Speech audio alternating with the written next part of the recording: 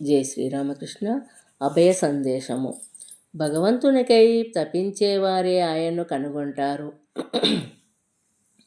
వెళ్ళి మీ జీవితంలో దీన్ని ధృవపరచుకోండి. త్రికరణ శుద్ధిగా 3 రోజులు ప్రయత్నించండి. తప్పక విజయం సాధిస్తారు. ఎవరి ఏకాగ్రత వ్యాకులత సుదృఢమో అతడు భగవంతుణ్ణి సత్వరము కనుగొంటాడు. జై శ్రీరామకృష్ణ.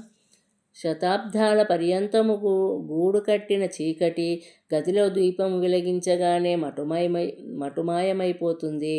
అదేవిధంగా అసంఖ్యాకమైన గత జన్మల సంచిత పాపరాశి భగవంతుని ఏకైక కరుణా కటాక్ష వీక్షణంతో పటాపంచలైపోతుంది. భగవదనుగ్రహము అనే పిల్లగాలి అహర్నిశలు నీ మీదుగా వీస్తుంది. సంసార సాగరాన్ని సత్వరము దాటగోరితే నీ మనోనౌక తెరచాపలు ఎత్తి ఉంచు. జై శ్రీరామకృష్ణ.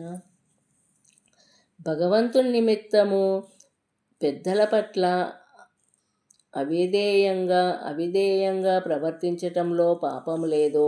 శ్రీరాముడి కోసము భరతుడు తన తల్లి కైకేయిని ధిక్కరించాడు.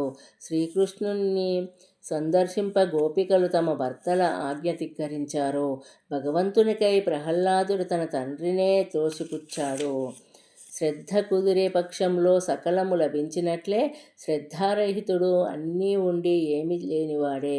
భగవన్నామము పట్ల గల శ్రద్ధ అద్భుత ఫలాలను ప్రసాదిస్తుంది.